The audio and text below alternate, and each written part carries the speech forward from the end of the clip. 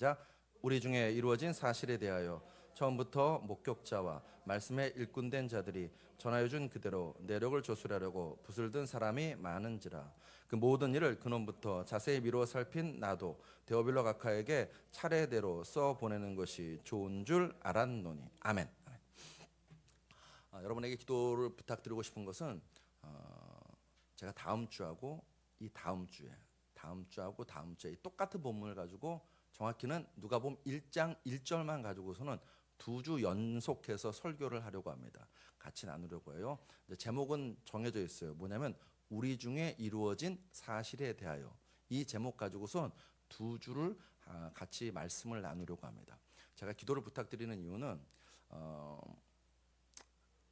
여러분과 저에게 정말 중요한 말씀을 같이 나누는 기회가 될 것입니다. 왜냐하면은 물론 누가복음 전체가 복음을 말하지만은 특히 더 다음 주하고 다다음 주에는 여러분하고 함께 복음에 대해서 좀 깊이 있게 나누어 보려고 합니다. 더 길게 나누고 싶은데 너무 길게 나누면 또 이렇게 뭐라고 하나 초점이 막 흐려질까봐 딱 2주 동안 같이 복음에 대해서 나누려고 합니다. 오늘은 살짝 조셔도 돼요. 근데 졸면은 깨워주세요. 살짝 조셔도 되는데 다음 주하고 다다음 주는 조시면 안 됩니다. 왜냐하면 되게 중요한 말씀을, 물론 매주마다 중요하지만 더더욱 더 중요한 말씀을 같이 나누려고 하기 때문에 조시면 안 되고, 특별히 이제 우리 선교 떠나려고 준비하는 우리 김정진 이주희 가정은 더 조시면 안 됩니다. 왜냐하면 제가 이제 두 분이 반복해서 듣기를 원하는 복음에 대해서 좀 나누려고 하기 때문에 그렇게 알아주셨으면 좋겠습니다. 자, 오늘은 누가복음 첫 시간입니다. 누가복음 첫 시간, 저를 따라 하시겠습니다. 누가 복음 있는 곳에 내가. 다시요. 누가 복음 있는 곳에 내가. 네, 이 제목으로 같이 말씀을 나누도록 하시겠습니다. 여러분은 어떤 성경을 좋아하시는지 모르겠지만 저는 마가복음을 되게 좋아합니다. 마가복음을 좋아하고 뿐만 아니라 복음서 전체도 되게 좋아합니다. 굳이 따지자면 마가복음을 좋아하고 그 다음 좋아하는 복음서가 누가복음입니다. 누가복음. 언제나 복음서를 읽는다는 일은, 복음서를 묵상한다는 일은 가슴 설레이는 일입니다. 왜냐하면 모든 성경이 다 중요하지만은 이 복음서는 우리로 하여금 예수님을 더 가까이, 더 깊이 만나고 알 수 있도록 해주기 때문입니다. 더구나 누가복음은 우리 대한민국 사람에게는 굉장히 의미 있는 복음서입니다. 의미 있는 복음서. 왜 그러는가? 자, 여러분 되게 어려운 퀴즈를 낼게요. 한글을 창제하신 분은 누굴까요? 어려워서 대답을 못하신 몇 분 계신데 세종대왕이요. 자, 이제 되게 쉬운 거. 세종대왕이 한글을 창제하실 때 띄어쓰기가 있었을까요? 띄어쓰기가. 네, 한번 사진을 띄워주시겠어요? 훈민정음 서문입니다. 서문. 그 다음 사진 한번 보실까요? 이거 이제 헤레본에 나오는 사진인데, 저기 보시면은 저쪽 둘째 줄에 읽으실 수 있죠. 나란 말싸미 뒷국에 달아 문자와로 서로 맞디 아니할세, 뭐 이렇게. 기억나시나요?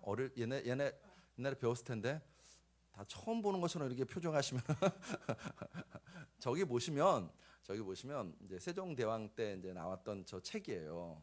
그 훈민정음 헤레본, 지금도 있죠. 헤레본은 그 사진인데 보시면 띄어쓰기가 없습니다. 왜 없는가? 아마도 한자의 영향 때문일 것입니다.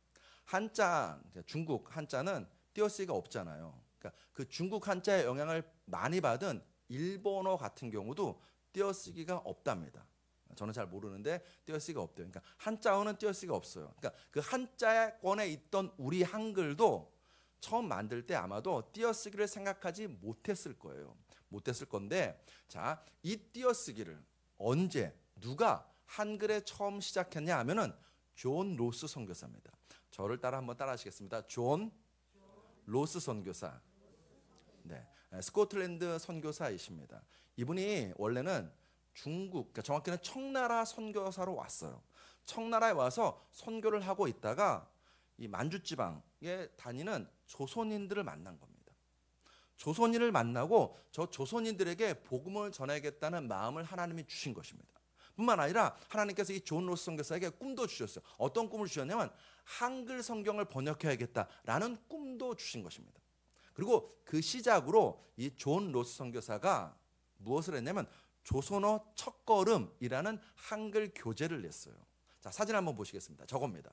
저게 존 로스 선교사가 만드는 조선어 첫걸음이라는 그 교재의 일부 내용입니다. 밑에 이제 영어로도 써 있고 그래요. 영어로 써 있고 그런데 무슨 말인지 모르시겠죠. 한글인데도 불구하고 무슨 말인지 모르시는데 이런 내용입니다. 이런 내용. 네. 저 맨 윗줄을 제가 읽어 드릴게요. 네. 조선 말을 배우고자 한다. 우리는 보이고자 한다로 읽히는데 그게 아니라 배우고자 한다요. 그다음 말은 네. 그러니까 네가 나를 선생으로 대접하겠느냐 요 말입니다. 그러니까 밑에 내가 대접하겠습니다 이런 뜻입니다. 이런 말이에요. 그 다음에 뭐라고 하느냐? 요분들이 굉장히 이렇게 선교사님이 이렇게 하실지 몰랐는데 얼마나 주겠습니까? 얼마나 주겠습니까? 하니까는 한 달에 두 냥씩 드리겠습니다. 그 말이에요. 그 밑에 말은 모든 선생은 그러니까 좋은 선생은 마땅히 중국말을 할 줄 안다. 왜냐하면 이게 이제 그 당시 중국에서 활동하시던 선교사님들이어서 중국말 할 줄 안다는 그렇게 이제 표현한 것입니다. 이게 조선어 첫걸음이라는 이제 교재를 존 로스 선교사가 만든 거예요. 만들어서 여기에서 처음 띄어쓰기를 쓰기 시작했습니다. 이때는 근데 띄어쓰기가 적극적으로 보급되고 활성화되지 않았습니다. 그럼 누가 띄어쓰기를 적극적으로 보급하고 활성화했냐면 이것도 역시 선교사님이십니다. 호머 헐버트 선교사와 또 다른 한 분, 주시경 선생님께서. 주시경 선생은 들어보셨죠? 네, 주시경 선생님께서 호머 헐버트 선교사 그다음 주시경 선생이 이 한글 띄어쓰기를 적극적으로 권장하고 사용했습니다. 하나님 은혜죠. 정말 하나님 은혜입니다. 이 띄어쓰기가 있음으로 해서 우리는 한글의 뜻을, 문장의 뜻을 더 잘 이해하고 알 수 있게 되었습니다. 자, 한번 보여주십시오. 되게 유명한 글이죠. 아버지가 방에 들어가신다. 아버지 가방에 들어가시다. 뭐가 맞죠? 아니 띄어쓰기 안 되는데 어떻게 장담하세요? 어떻게 장담하세요? 아버지 가방에 들어가실 수도 있어요. 네. 띄어쓰기가 얼마나 중요한지를 잘 보여주는 글입니다. 안 그러면 이게 아버지가 방에 들어갔다는 건지 아버지 가방에 들어갔던 건지 분간하기 어렵습니다. 자, 또 하나. 큰 띄고 집, 큰 집. 앞에 큰 띄고 집은 무슨 집일까요? 그럼 제가 여러분 이해를 돕기 위해서 나는 큰 집에 사는 큰 집에 가. 여러분 이해가 좀 될 거예요. 나는 이제 붙었어요. 큰 집에 사는 큰 집에 가. 자, 그러면 저 띄어쓴 큰 집은 어떤 집일까요? 누구네 집일까요? 더 정확히는 큰아버지 집인 거예요. 네. 큰아버지 댁을 이해할 때, 그 가문의 장손댁을 지칭할 때는 큰 집, 이제 띄어쓰는 것입니다. 그 다음에 평수가 넓은 집은 붙여서도 큰 집이라고 표현하는 것입니다. 이만큼 띄어쓰기가 중요한데 이 띄어쓰기를 처음 시작하신 분이 존 로스 선교사입니다. 하나님 은혜죠.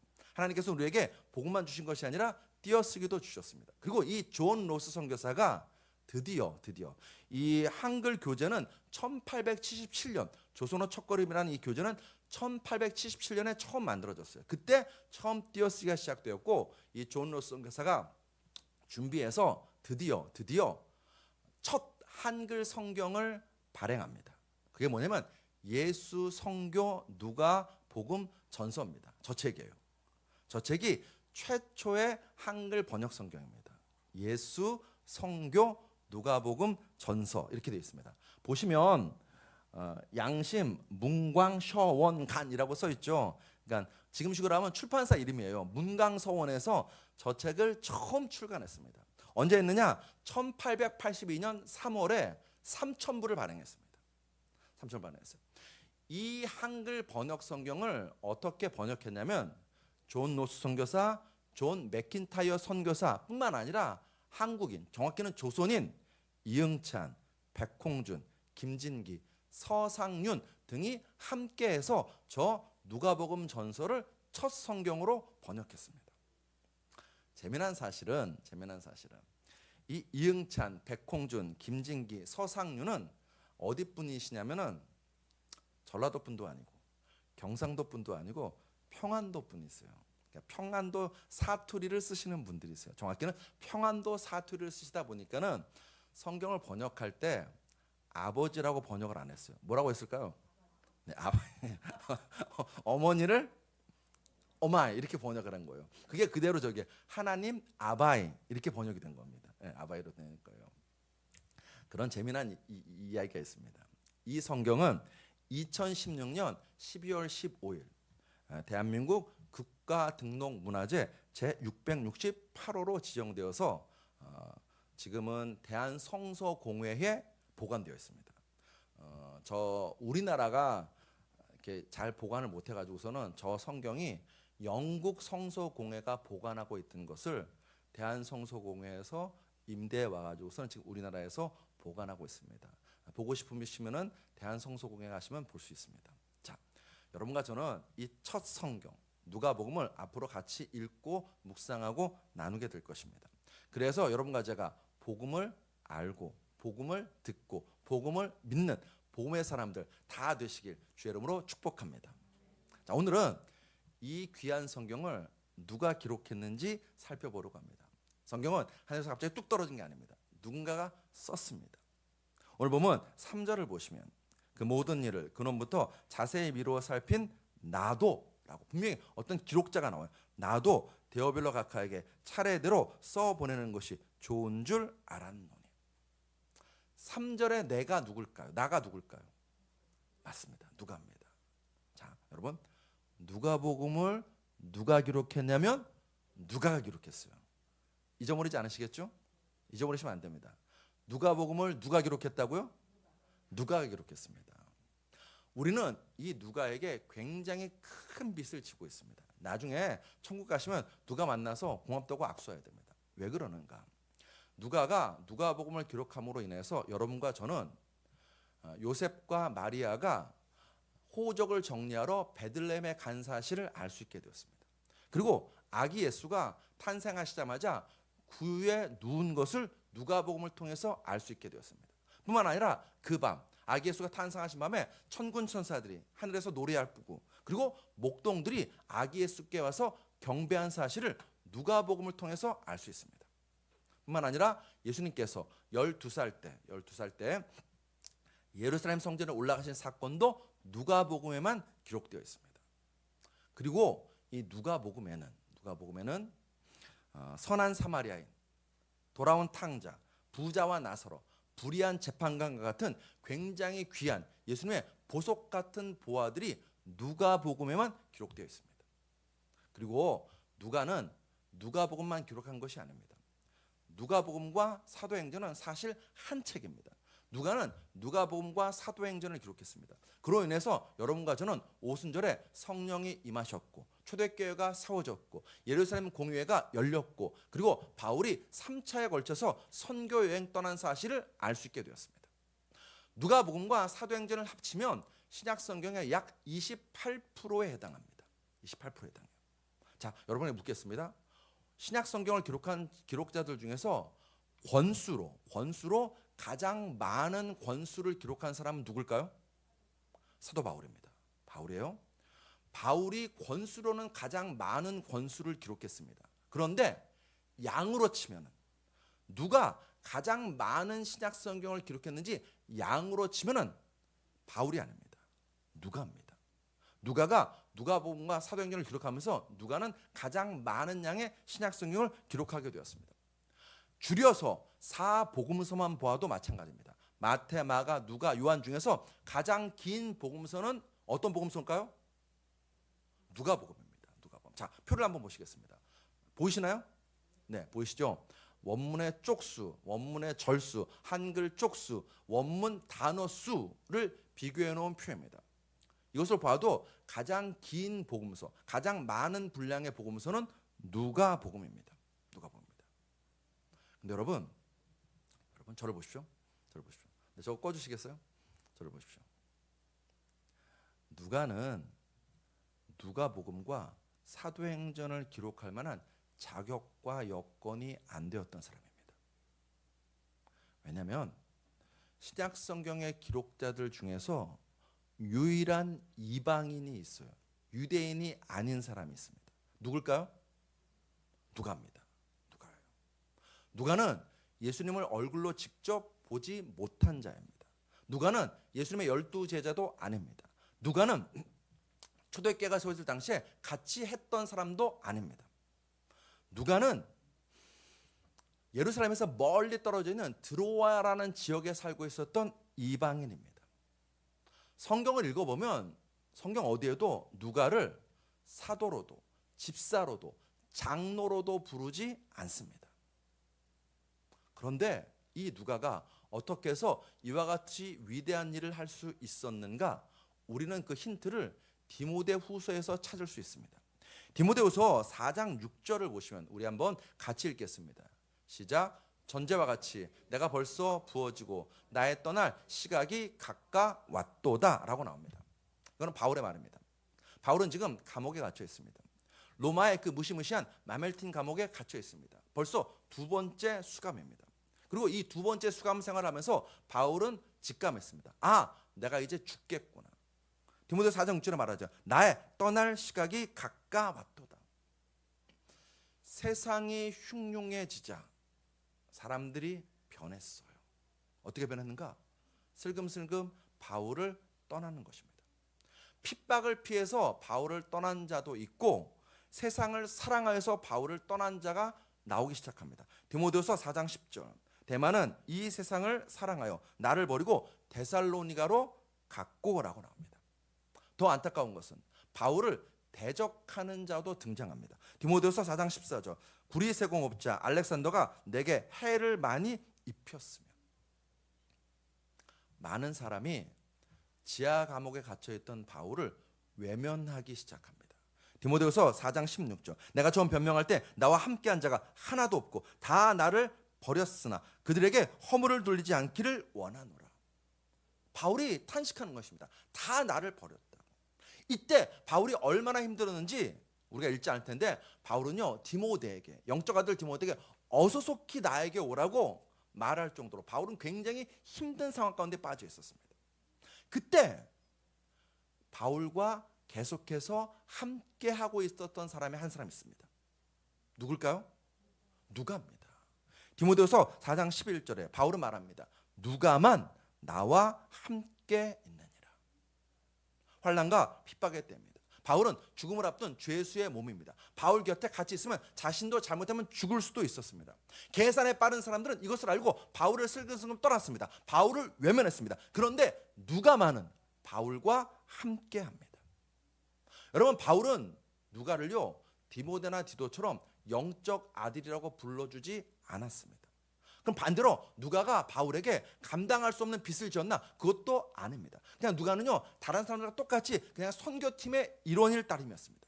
그런데 누가는요 끝까지 바울과 함께합니다. 이때만 이 가장 어려울 때만 바울과 함께한 것이 아닙니다. 바울과 누가가 처음 만난 것은 사도행전 16장입니다. 바울이 2차 선교행을 떠날 때였습니다. 그때 드로아라는 곳에서 두 사람이 처음 만납니다. 처음 만나고 난 다음에 이후 누가는요 바울의 선교 동역자가 됩니다. 누가가 잠시 사역을 위해서 빌립보 교회에 잠깐 머문 곳을 제외하고는 누가는 단 한순간도 바울과 떨어져 지낸 적이 없었습니다. 언제나 바울 곁에는 누가가 있었습니다. 성경을 보시면 바울이 빌립보에서 자주장사 루디아에게 복음을 전할 때도 그리고 빌립보 감옥에 갇혀 있을 때도 데살로니가, 베레아, 아덴, 고린도에서 전도할 때도 에베소의 두라노스온에서 두 해 동안 힘써 말씀을 가르칠 때도 드로아에서 청년 유두고를 살릴 때도 그리고 뿐만 아니라 죄수의 신분이면서 로마 새방에서 힘써 바울이 복음을 전할 때도 그 옆에 누가 있었냐면 누가가 있었습니다. 그리고 이 바울이 예루살렘에 올라갈 때도, 성전 밖에서 매맞을 때도, 사내들 앞에서 바울이 자신을 변호할 때도, 가이사랴에서 재판받을 때도, 로마의 호송 중 유라굴로 광풍을 만나서 죽음의 위기에 처했을 때도, 로마에서 바울이 첫 번째 수감되었을 때도, 그리고 이제 바울이 두 번째 수감되어서 죽음을 앞두고 있을 때도 누가는 바울과 늘 함께 했습니다. 여러분, 누가는요 얼마든지 편하게 살 수 있는 사람이었습니다. 그는 직업이 의사였어요. 골로새서 4장 14절에 사랑을 받는 의사 누가와 또 데마가 너희에게 문안하니라는 말씀이 나옵니다. 누가는 의사였습니다. 그리고 누가는 탁월한 헬라어 실력을 갖고 있었습니다. 많은 학자들이 말합니다. 누가복음만큼 탁월한 헬라어를 구사하는 복음서가 없다고. 그 고대 문서 중에서도 누가복음은 정말 탁월하고 고급스러운 헬라어를 구사한다고 이야기합니다.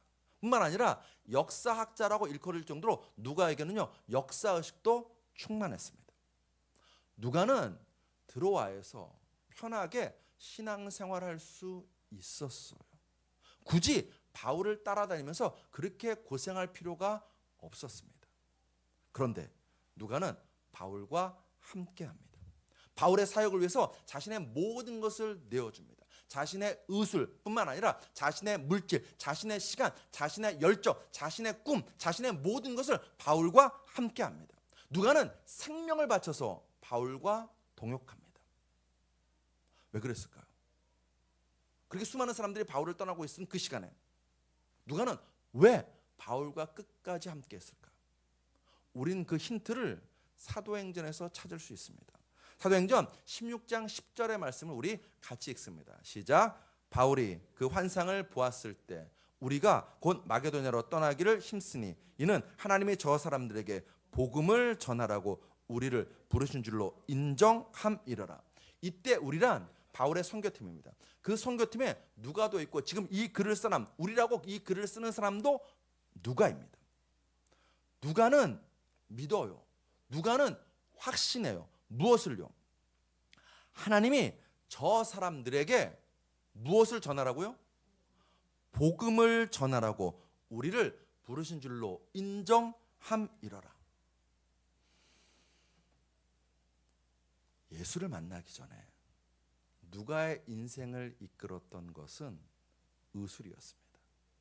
그런데 예수를 만나고 난 다음에 누가의 인생을 이끌고 있는 것은 복음이었습니다. 누가는 복음이 전해진다면, 복음을 전할 수 있다면 강이든 바다든 폭풍 중이든 산 위든 모래가 몰아치는 광야이든 상관하지 않습니다. 예수 십자가 부활의 복음을 전할 수만 있다면 누가는 감옥 안이든 굶고 있든 헐벗든 신경 쓰지 않습니다. 그 십자가 보의 영광을 많은 사람들에게 알릴 수만 있다면 누가는 고린도든 에베소든 아덴이든 가리지 않고 나아갑니다. 그 장소가 편하냐 안 편하냐, 그곳에서 내게 유익이냐 없냐, 그곳에 있을 때 내가 돈이 되냐 안 되냐, 내가 사람들의 주목을 받느냐 안 받느냐, 누가는요 전혀 신경 쓰지 않습니다. 누가의 유일한 관심은 이것이었습니다. 그 사람, 그 자리, 그곳에서 복음의 영광이 드러나는가 아닌가가 누가의 일관된 초점이고 관심이었습니다. 그런 누가에게 바울의 선교지는 복음의 현장이었습니다. 그런 누가에게 바울의 삶은요 복음의 능력이 나타나는 삶이었습니다. 바울이 사도였기 때문에, 바울이 똑똑해서, 바울이 가진 것 많아서 누가가 바울과 함께하는 것이 아닙니다. 바울의 삶의 자리자리가 복음의 현장이고 선교의 현장인 게 누가는 바울과 함께한 것입니다. 이 대목에서 조금 유추해 볼까요? 여러분, 누가는 성경 읽어보면 일평생 바울의 그림자로 살았습니다. 언제나 주목받고 언제나 높임받는 사람은요 항상 바울이었습니다.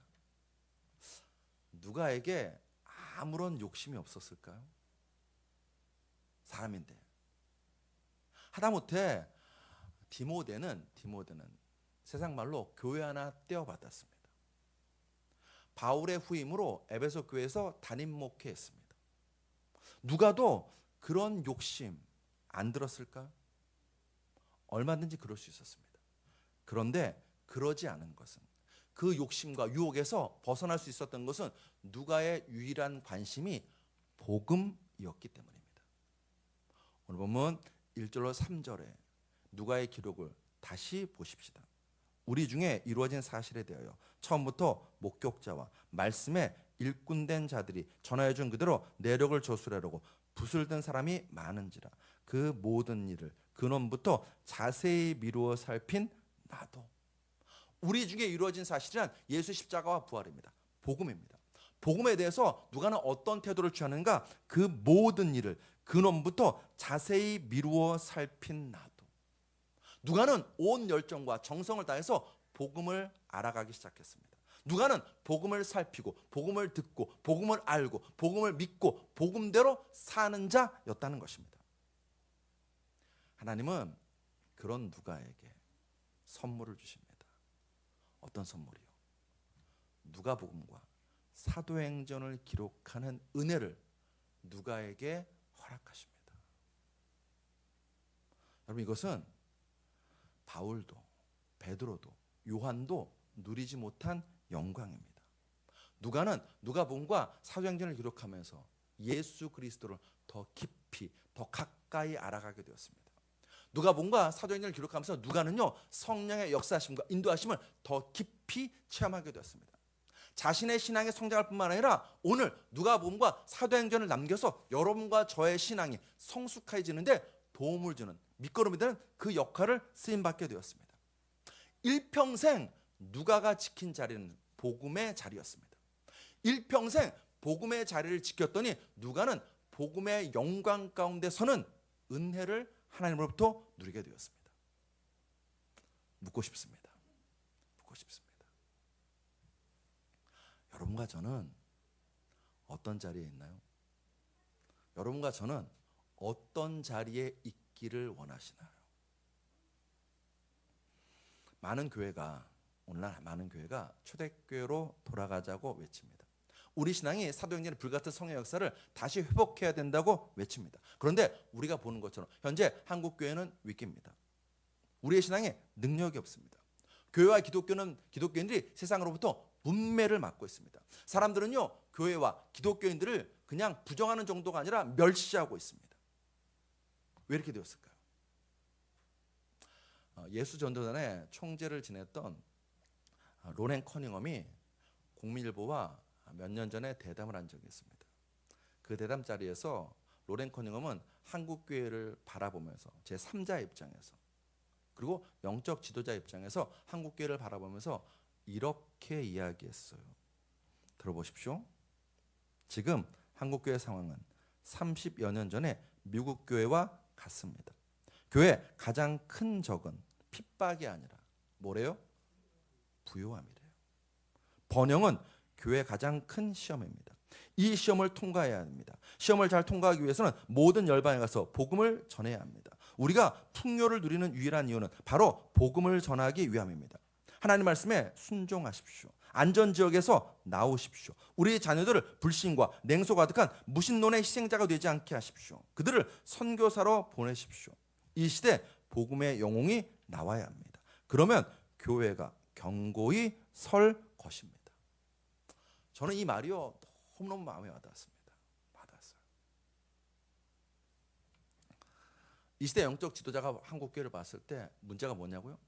한국교회는 정확히 말하면 여러분과 저는요, 물질의 자리에 있답니다. 물질의 자리에 있고 물질의 자리에 있고 싶어하는 그 탐욕이 교회의 교회다움을 잃어버리고 신앙의 능력을 잃어버리게 만들었다는 것입니다. 우리가 신앙을 다시 회복하려면 어디로 가야 되느냐? 물질의 자리가 아니라 복음의 자리로 다시 가야 한다고 지적하고 있는 것입니다. 사랑하는 여러분, 돈 벌지 말라는 것이 아닙니다. 여러분과 저에게 모든 직업을 다 포기하고 다 목사, 전도사, 선교사 되라는 것이 아닙니다. 우리의 생각, 우리의 자세가 바뀌어야 한다는 것입니다. 알랭드 보통이라는 분이 사랑에 대해서 이렇게 정의했어요. 저는 이 정의가 정말 마음에 들어요. 여러분도 한번 들어보십시오. 그리고 마음에 담아보십시오. 뭐라고 했는가? 사랑에 빠지는 순간 더 이상 나는 누구인가가 중요하지 않다.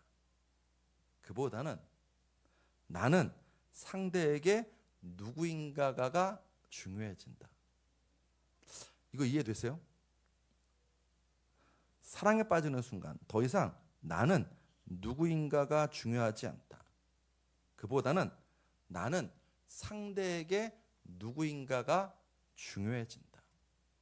무슨 말이냐면 제가 좀 쉽게 풀이하면 예전에는 사랑에 빠지기 전에는 내가 뭘 먹고 싶은지 내가 어디를 가고 싶은지가 나한테 중요했어요.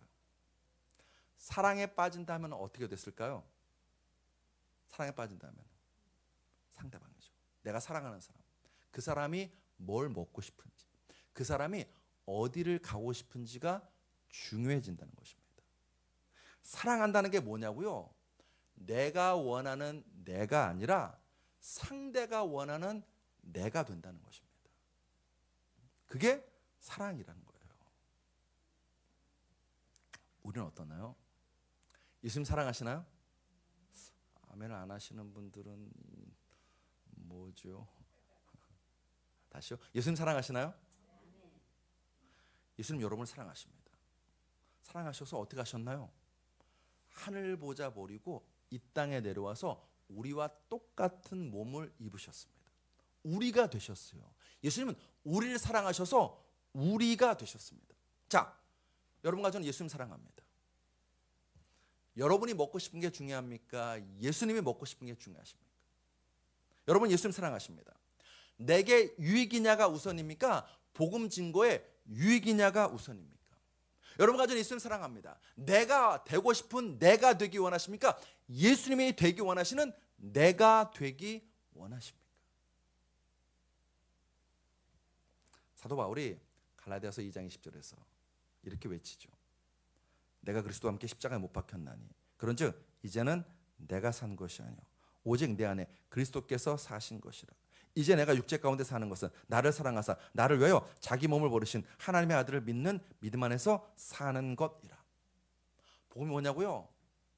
저 십자가 위에서 예수와 함께 나는 죽었습니다. 그럼 지금의 나는요? 내 안에 예수가 살아계신 그 존재가 지금의 나라는 것입니다.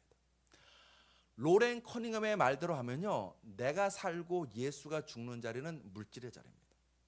바울의 말대로 하면요, 내가 죽고 예수님이 사시는 자리가 복음의 자리입니다. 누가는 예수님 만나고 난 다음에 복음을 듣고 난 다음에 일평생 복음을 추구하고 복음의 자리로 나아갔습니다. 그 자리에 나아가서 춥고 배고프고 매맞고 강야의 위험, 강도의 위험, 죽음의 위험을 수없이 당했지만 누가는 끊임없이 바울 곁에 있으면서 복음의 자리로 복음을 전하는 자리로 복음이 있는 자리로 나아갔습니다. 사랑하는 여러분, 복음의 자리가 여러분과 저의 자리가 되시기를 주의 이름으로 축복합니다. 내 안에 복음이 가득하여서 성령의 능력으로 충만해서 이 복음을 전하지 않으면 안 될 그런 마음 되시기를 주의 이름으로 축복합니다. 사도행전은 그 역사를 보여줍니다. 어떤 역사요? 성령 충만해서 복음의 자리로 나아간 사람들의 역사를 보여줍니다. 그리고 그 위대한 역사가 지금도 진행 중에 있음을 우리에게 가르쳐줍니다. 사도행전 28장 31절 마지막 구절입니다. 28장 31절은 이렇게 말합니다. 하나님의 나라를 전파하며 주 예수 그리스도에 관한 모든 것을 담대하게 거침없이 가르치더라. 이게 성령 충만한 사람의 모습이고 이게 복음으로 충만한 사람의 모습이라는 것입니다. 여러분, 여러분과 저의 모습이 바로 이 모습 되기를 간절히 소망합니다. 하나님의 나라를 전파하며 주 예수 그리스도에 관한 모든 것을 담대하게 거침없이 가르치더라. 내가 내 입술을 막지 않는 한 우리의 입술을 통해서 복음의 영광이 드러날 것입니다. 내가 내 삶을 금하지 않는 한 우리의 삶을 통해서 성령의 역사와 능력이 나타날 줄로 믿습니다. 사랑하는 여러분, 누가복음을 읽는 동안 여러분과 제가 21세기 누가가 되시기를 주의 이름으로 축복합니다. 성령의 힘으로 복음의 자리로 나아가십시다. 복음의 자리에 굳게 서서 복음의 영광을 드러내십시오. 복음으로 사는 자, 복음으로 상 받고 복음이 주는 복 누리게 되실 줄로 믿습니다. 기도하시겠습니다.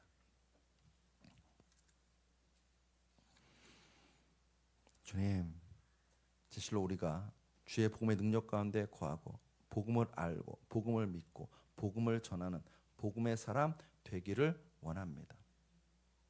교회는 수십 년 다녔는데 복음이 뭐예요? 라고 물어볼 때 뭐라고 답할 줄 모르는, 아니면 네 예수 믿고 천국 가요 라고 밖에 답하지 못하는 그런 사람 되지 않도록 도와주시옵소서. 누가처럼 복음을 근원부터 자세히 미루어 살피는 우리가 되게 하여 주시옵소서. 그럼을 통해서 이 복음의 영광이 얼마나 큰 영광이고 은혜임을 깨닫는 우리 되게 하여 주시옵소서. 간절히 소원합니다. 교회만 왔다 갔다 하는 종교인 되지 않도록 도와주십시오. 정말로 예수를 만나고 예수를 알고 예수와 함께 동행하는 예수의 사람, 복음의 사람 될 수 있도록 은혜 베풀어 주시옵소서.